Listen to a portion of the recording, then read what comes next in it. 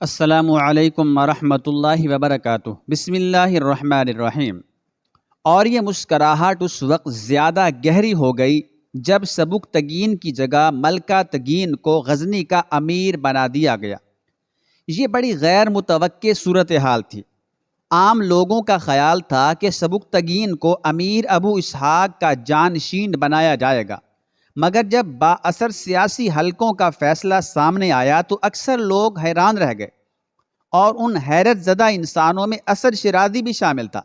بہت دیر تک اسے اپنی سماعت پر یقین ہی نہیں آیا، مگر جب قصر شاہی میں ہر طرف مبارکبادوں کا شور گونجنے لگا، اس کی حیرت کا طلسم ٹوٹا۔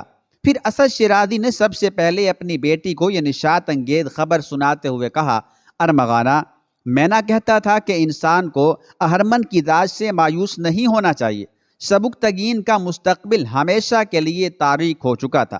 ستارے ایک بار پھر سچ بولنے لگے ہیں، اور آسمانوں سے سچی خبریں آنے کا سلسلہ دوبارہ شروع ہو چکا ہے۔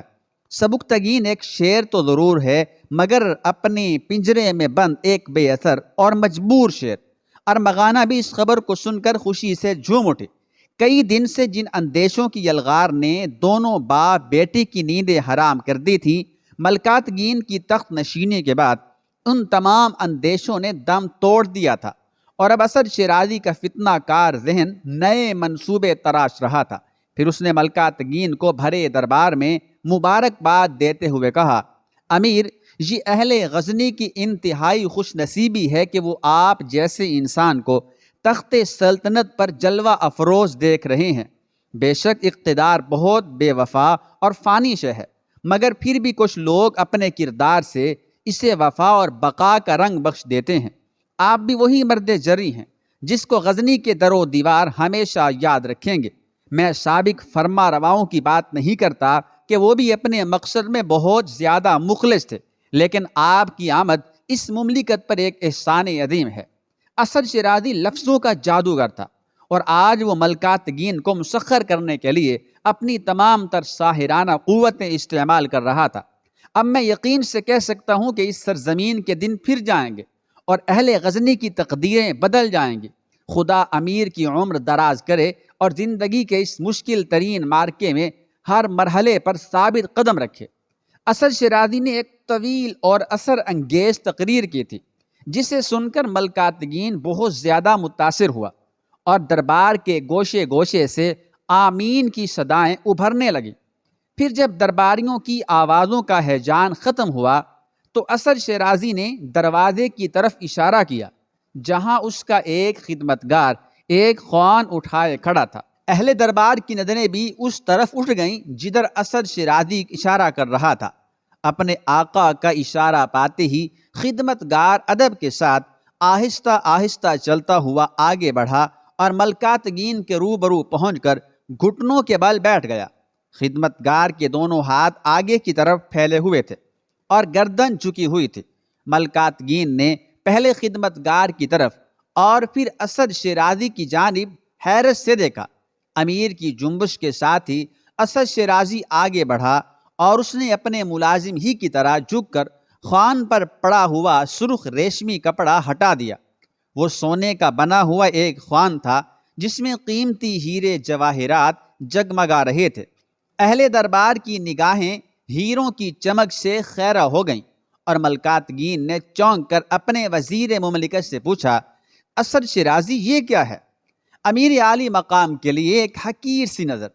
اسد شیرازی کی گردن کا خم کچھ اور نمایاں ہو گیا تھا۔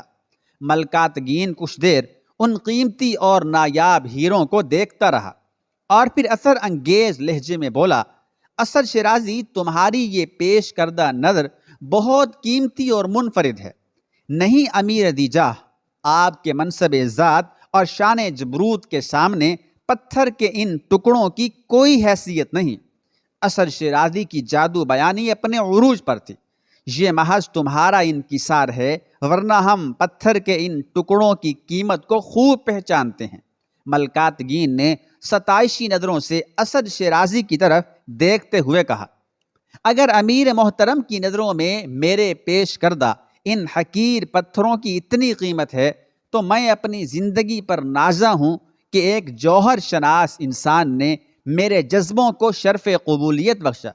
اسد شیرازی بہت سحر انگیز گفتگو کر رہا تھا۔ یہ پتھر کے چند ٹکڑے ہوں یا میری ناکارہ زندگی، دونوں امیر کی امانت ہیں۔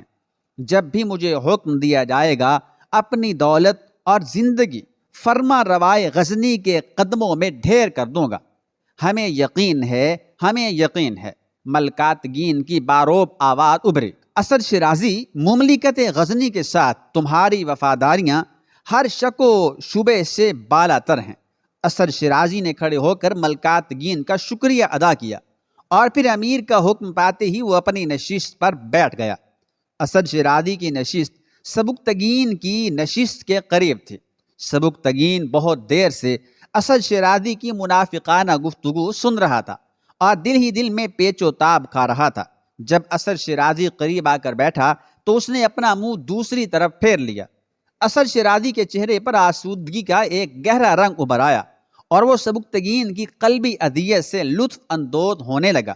ملکاتگین کی قربت حاصل کر لینے کے بعد اسد شیرازی بہت زیادہ مطمئن نظر آ رہا تھا۔ اب اگر سبکتگین امیر غزنی کو اس کے خلاف بھڑکانے کی کوشش بھی کرتا تو اسے ناکامی کے سوا کچھ حاصل نہیں ہوتا۔ اس خیال نے اسد شیرازی کے دل و دماغ پر سرشاری کسی کیفیت طاری کر دی تھی۔ ملکاتگین ایک ترک سردار تھا۔ اپنے ذاتی کردار کے اعتبار سے وہ انتہائی پرہیزگار اور منصف مزاج انسان تھا۔ اس نے کئی جنگیں لڑی تھیں اور ان میں نمایاں کامیابیاں حاصل کی تھیں۔ اس کی بے خوفی اور شجاعت کے بہت سے قصے مشہور تھے۔ زہد و تقویٰ کے سبب ملکاتگین کے چہرے پر معصومیت بھی تھی اور شاہانہ جاہ و جلال بھی۔ جب کوئی مظلوم انسان اس کے دربار میں داخل ہوتا تو امیر کا چہرہ دیکھ کر محسوس کرتا کہ وہ ایک انتہائی شفیق و مہربان شخص ہے۔ اس کے برعکس جب کوئی ظالم یا ستمگر ملکاتگین کو دیکھتا تو شدت خوف سے کانپنے لگتا۔ غرض بہت سی صفات نے اسے غزنی کے تخت تک پہنچایا تھا۔ ملکاتگین کے اقتدار میں آتے ہی سبکتگین نے اسے یقین دلاتے ہوئے کہا تھا، میری نظروں میں آپ کی وہی حیثیت ہے جو امیر البتگین اور امیر ابو اسحاق کی تھی۔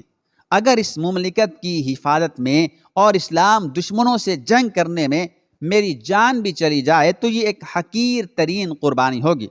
البتگین نے جواب میں کہا تھا، سبکتگین، تمہیں اپنے جذبوں کے اعلان کی ضرورت نہیں۔